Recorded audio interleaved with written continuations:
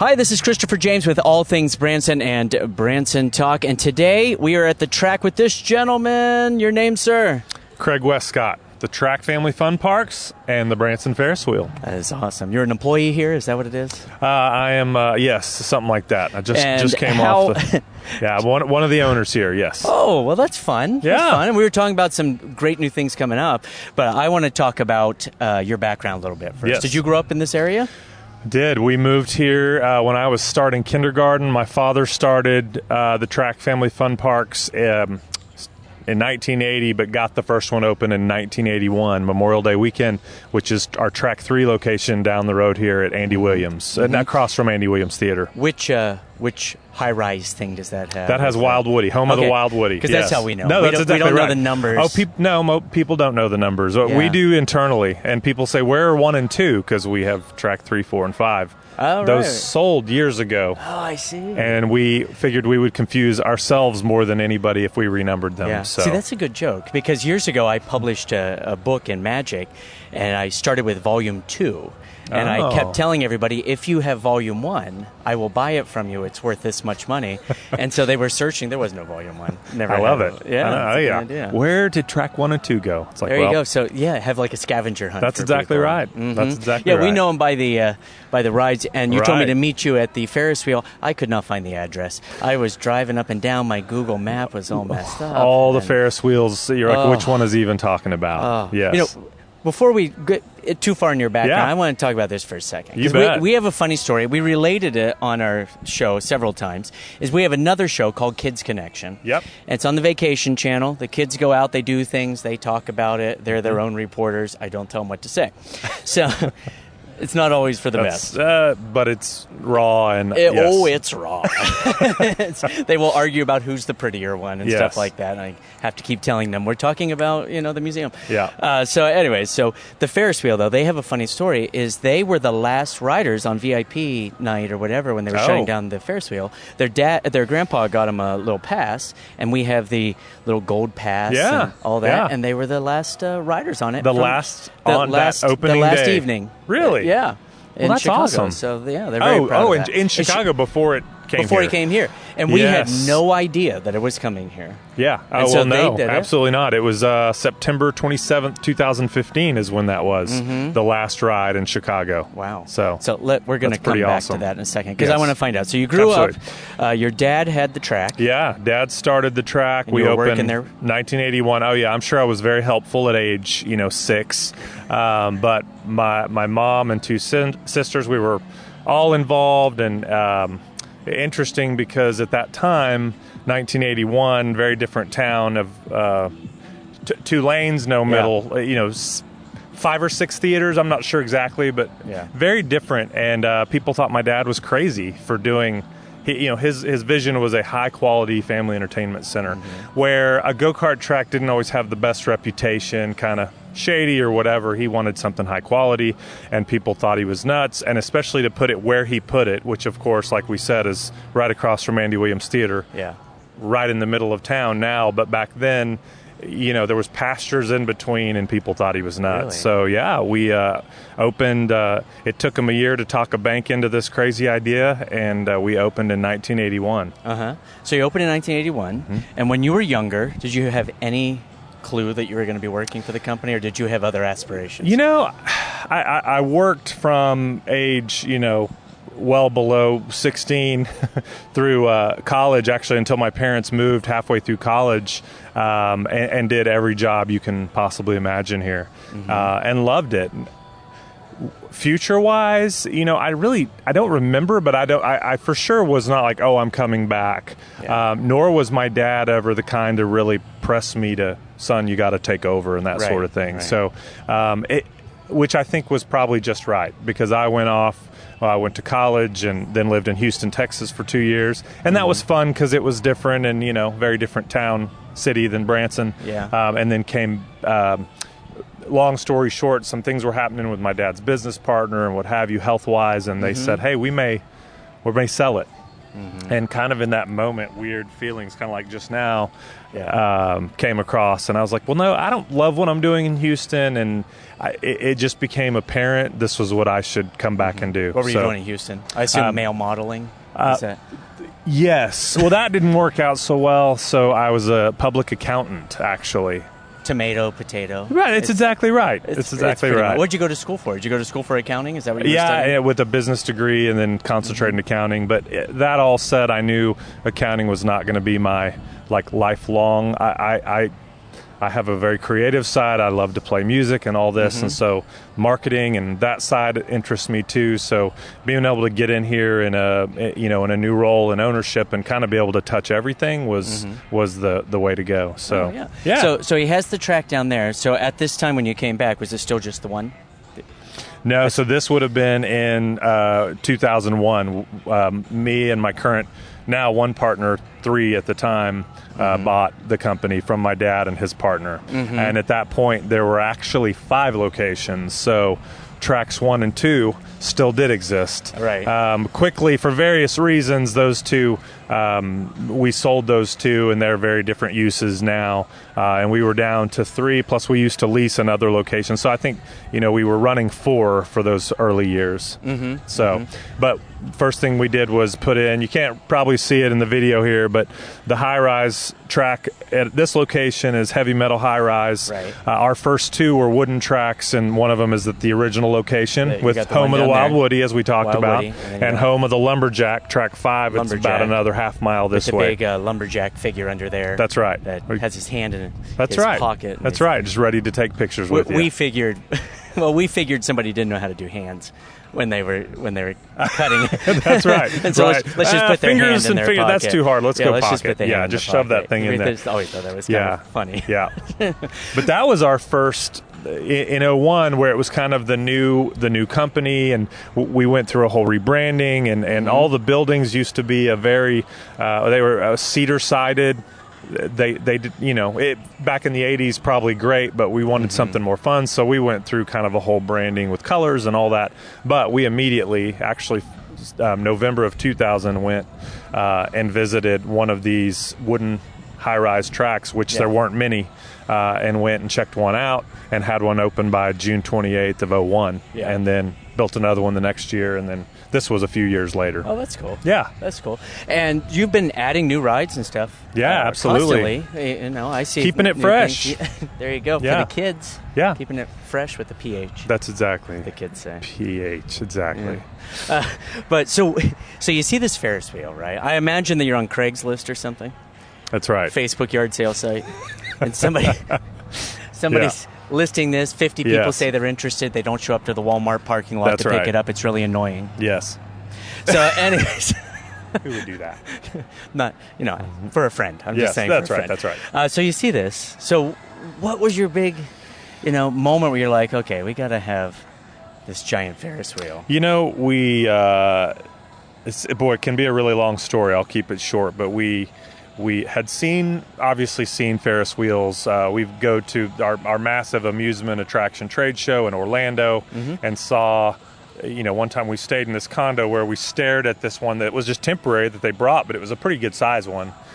And thinking of Branson and thinking of the entertainment and the energy and thinking of the beautiful landscape we have, we just thought it was a something in the file. We're like, that's an idea. If something ever comes about the time you really would get serious about it, all the new wheels, the observation wheels, there's various names, but usually the new ones are built that are if they're not a smaller, really kind of carnival style, much shorter than this one and more temporary, it's closed in, there's video screens, they're very high tech, there's heat, there's air conditioning and that sort of thing.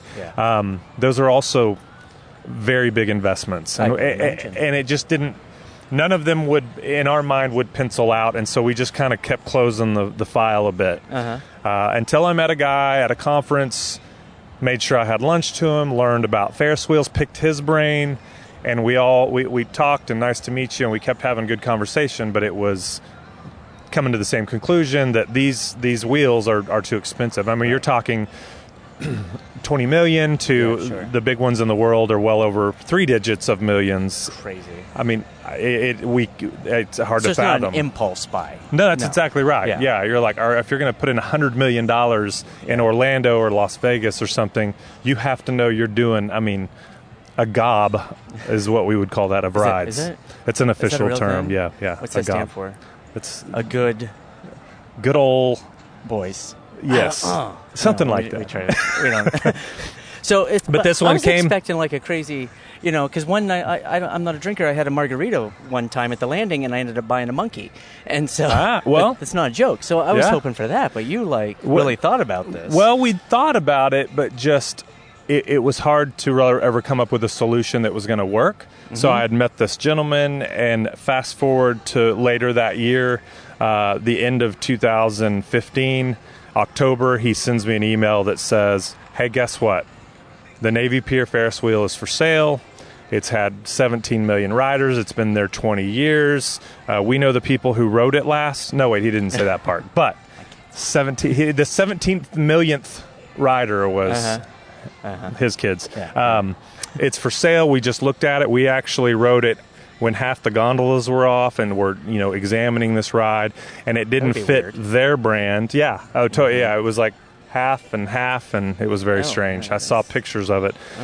He said it's in good shape and all this sort of thing, and he just said it doesn't fit because they have them on the coasts. The observation wheels I was talking about didn't fit their brand, but he said I think that you could get it for a fraction of the cost and what have you. So we took off. You get the pickup.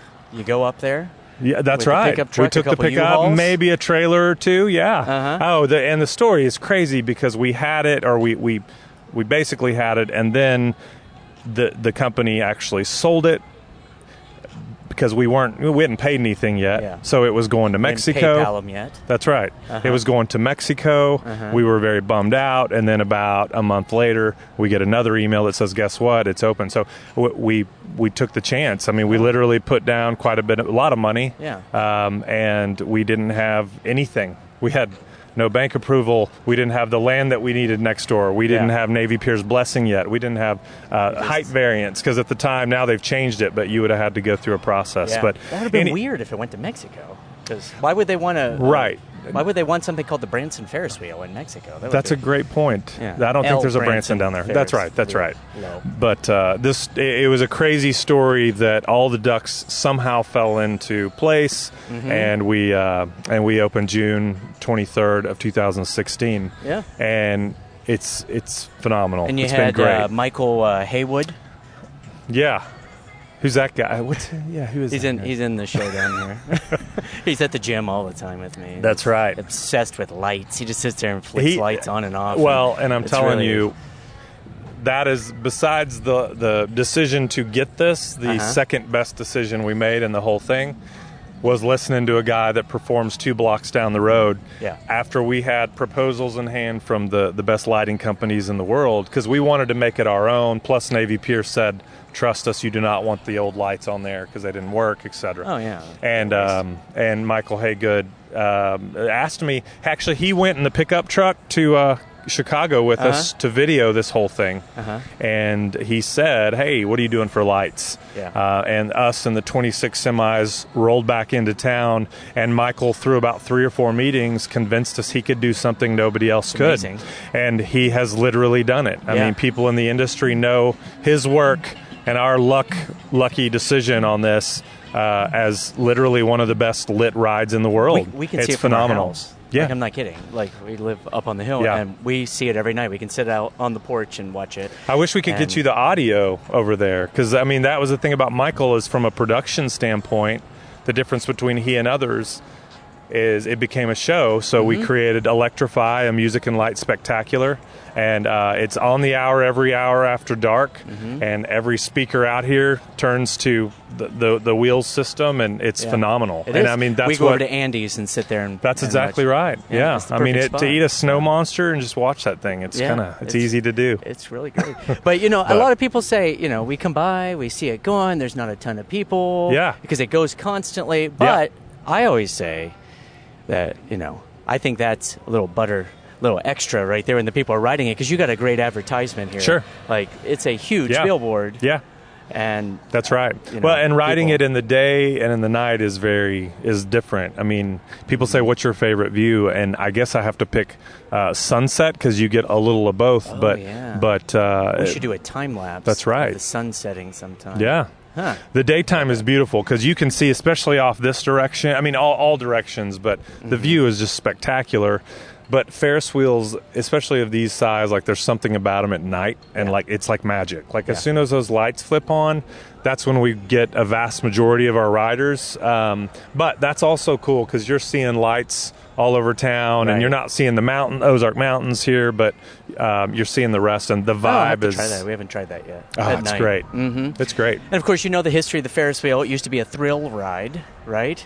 And I did a whole thing about the 1893 World's Fair with Mr. Ferris. That's his name. George Washington Gale Ferris Jr. I know these facts. But people were terrified. Yeah. They were like hiding and passing out, and there was some guy hid under somebody's skirt. I'm assuming he said he was afraid of the ride. I don't know about that. But no, but it's well, what a lot of people don't know, you probably, since you're a Ferris wheel historian, evidently. Yeah. This is the coolest thing to me. We have this, on posted over here, so people, the old original wheel. Mm-hmm. I mean, this one's 150 feet tall. It was 264 feet tall. It held 2,160 people. Oh my gosh! And they'd never seen anything like this. No. Like at that time, it was the largest the steel order, to that point in history. Right. The point I was going to say was that in the fair you're talking about, the reason they brought in George Ferris, who was a bridge builder, but he had this crazy idea on a napkin at dinner with the World Fair director, or whatever he would be called.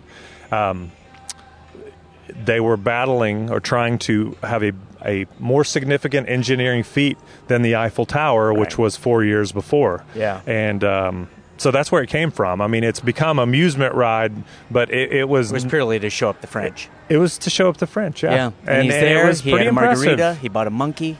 And I'm not kidding. I am so sorry, honey. I bought that monkey. We have to live with that.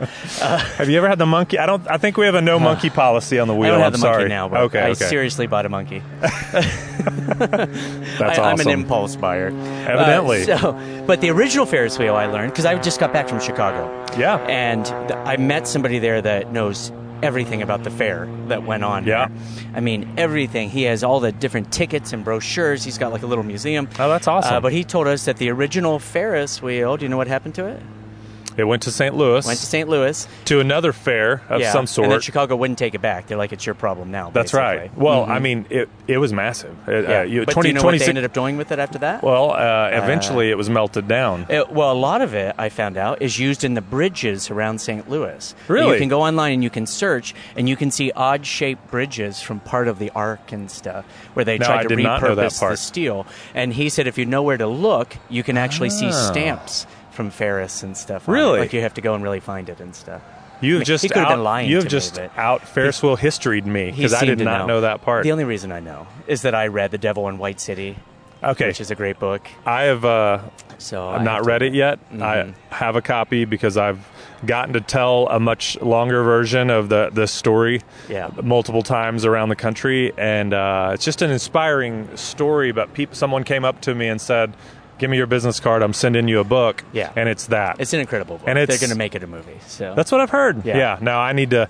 You know what? I'll just wait for the movie. No. I'll read the book. I do the audio book. You know what? I'll get this far into the book of this far, and then the movie will come out, and I'll never finish the book. It'll be Matt Damon, whatever. That's exactly right. Much better. Okay, so you have this, but before we go, I want to talk about the new thing you have coming out. You know, what exactly? So this was since 2016. We've done. I mean, we have several months of projects we usually do, but we haven't done anything major since this, I would say. Mm-hmm. And so this year, there's some construction going on back here and what have you, and we've done some a phase 1 of 2 with our new laser tag system at Track 5. Oh, that's cool. Check that out. But yeah, the biggie you're probably talking about is Skyscraper. It's a thrill ride. Mm-hmm. So I've described it to some as, think of this Ferris wheel, so this is 150 feet. It will peak at 170 feet tall. Mm-hmm. It also is it's an 80-foot tall base tower that has a hub like this. But then if this is 40 spokes here, or 40 arms, call it, it has 2 arms, and there's 2 riders on each end. But instead of the nice, leisurely, take in the Ozark Mountains and the 76 entertainment and what have you. Peaceful, relaxing. It will go 60 miles an hour. Oh, no. And spin you, and in your what you're sitting in, it won't spin this way, but it can spin front and back. Don't quit saying no. I can't do it. I'm not John Lovell trying to go to the moon. I'm not. It's the tram at Silver Dollar City is too much for me. So. But yeah, you may want to just watch your kids on it. I'm sure some people. Yeah. Oh, my daughter will do it. Oh yeah. Oh my God. I'm telling you, it is very thrilling. There's several. This isn't a brand new ride by any means. A lot of times you see this type of ride at a fair or carnival, and it be a more temporary version. What you can see down at Track 3, we're actually placing the foundation in the middle of one of our go-kart tracks and a bridge over to it, so it'll actually sit up a little bit. That's why it hits 170. Go-karts will be going around. People will be, laughing and screaming and having a good time. Well, screaming is right. Yeah. Oh, there's. When's that supposed to open? That's going to open in May. So we're coming up. Yeah. Oh, you were general. You didn't say what year. So in May. Well, that's sometimes a good tactic. Yeah, we're going to open it in summer. I just interviewed Dominic Haygood, who is opening up a food truck around the Ferris wheel here. Yes. And he said, we're opening in April. And I'm like, what year? Yeah. He's like, oh, well, we're a few days into April here. We should be good to go with Skyscraper in May. And what'll be cool is if you're coming west down 76, say from Highway 65, you're pulling into town. You're going to be driving along, and closer to you, you're going to see this. It'll sit just like this in relation to the road. So you're going to see this very fast spinning. Also, Michael Haygood lit, by the way. Oh. He's going to be doing the lights on that. And then off in the distance, you're going to see this much bigger face of the Ferris wheel. So you're going to get one that's really moving, and then this one here in the nice. Yeah. Something for everybody. That's exactly right. All right. That's the beauty of it. So as we wrap up, we always like to get to know our people a little bit more. So what is, we talked about what you wanted to be when you were younger, obviously accountant. I don't know if I was aspired to be that. That's the direction I went, but yes. Yeah, but so your goal in life, your dream was to be an accountant. Yeah, my lifelong goal had been to be an accountant. But you found out your dad was a good businessman. That's right. And people were calling him. People used to call my dad a hero, and then we finally found out it was just a guy that liked to wear a cape everywhere. It was very awkward. Okay. It was an awkward childhood. So what is one job that you definitely would never want to have? Any job in the world. What is something you could not do just because of personal problem? Maybe you're not good at cooking, or what's something that you just can't ever imagine that you would do? Wow, that's a good one right there. Like I probably could not be. I would love to be able to, but like to be a head chef. Oh yeah. And be the whole multitasking thing, and knowing that every few minutes, every few seconds, this has to be pulled off, and this has to be stay on task. I like the busyness of it, but I think this would be burned, this would be raw, this would be. Okay. But people that do that, I admire them. It's great. All right. So that's why you're not going to open up like Track 7 that's a restaurant with you. Track 7 will not be a restaurant. That's correct. So we're not doing that. All right. Yeah. And do you have any, when you were younger, did you give any advice or something, maybe from your dad or somebody else, that really shaped your life or anything? Any bit of advice you would care to share to people that want to get into the business world and own a Ferris wheel? You can't do that in Branson, of course, but right. Yeah, we don't need another one of those. Maybe our Mexican friends. That's right. That are watching. My understanding is they've landed one here recently. So a wheel? A wheel, yeah. El wheel is what. Yes. Anybody that really gave you some advice? Dad. Well, Dad.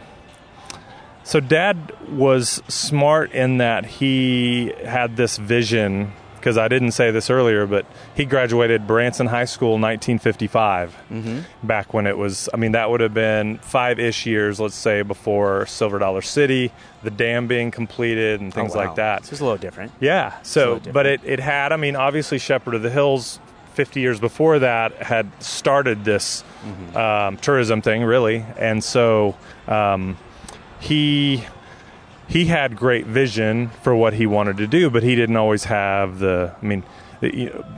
his business partner and others would joke like, okay, here comes, put the saws and the stuff away because your dad's coming. Yeah. Dad loved to get out there and do the stuff, but he didn't have all those tools, which was fine. And he found the guys who did. Right. And I think he definitely got that message to me is, just, you can't be good at everything. Yeah, and good people around you, like Michael with the lights. Exactly right. Yeah. And like, so Dwight, who was his partner in the end, when we bought the company, was the shop teacher in the junior high. Oh. When my dad was in there for a year while he was trying to get that bank to talk him into it. Yeah. There was an emergency coaching job. Dad was an old coach, so he got, which was nice for that year. Talked Dwight, who had, obviously, being an industrial shop teacher, had all sorts of skills. Reunited with Dale Russell, a teammate from the 1955 basketball team, 41-0 state champions, Branson High School. There you go. He was pouring concrete at the dam, and concrete's a big deal when you're building go-kart tracks. And so he found those folks and just always did business right. Teachers, all but one partner originally, and a lot of the supervisors, managers were all teachers and coaches, which is still very true. People.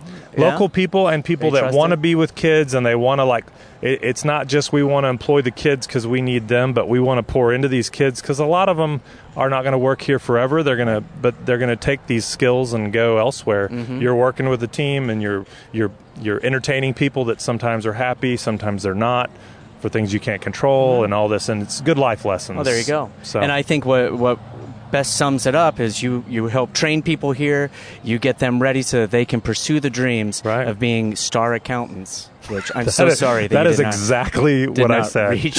Reach that goal. That's right. And that's right. So yes, maybe something someday, like that. Most of that was right. Yes. Someday. Maybe you could start a band or something and fund, go back to school and get accredited. Did you say band? Are you in a band? Yeah. What's the name of it? I love it. Mile Zero is our band. That's the name of it. Huh? That's the name? Yeah. Oh, that's good. Mile Zero. Okay. We've played here 13 years around Branson. Oh, that's my release from work, life, community involvements, and all that. Is I used to golf, but just playing music with my buddies, and we've been doing it for 13 years. So there you go. Yeah. So you can do that, right? Yeah, that's exactly right. Yeah, it's just not in Branson, Mexico. There's going to be a Mexican band. 0 kilometers. Right? Is that what it is? Yes. I'm going to Google that in about a week and see if that's formed. All, so. Okay, yeah. All right. Well, thanks for joining us here. It was fun talking to you. Come by and check out the wheel, and we're going to try to put some video on, and maybe we'll go around a couple loops there. There you go. And give it a try and post some stuff. But come down to the track, and we are at track number 4, so be sure to check out 3, 4, 5 there, and they have a special deal at 1 and 2, I think, just for this summer. And free at tracks 1 and 2. Free. Yes. If you buy one ticket, you get in for free. And if it's on the 5th day of the month, that you get a free monkey. Oh, yeah. Be sure to do that, yes. too. But only for accountants.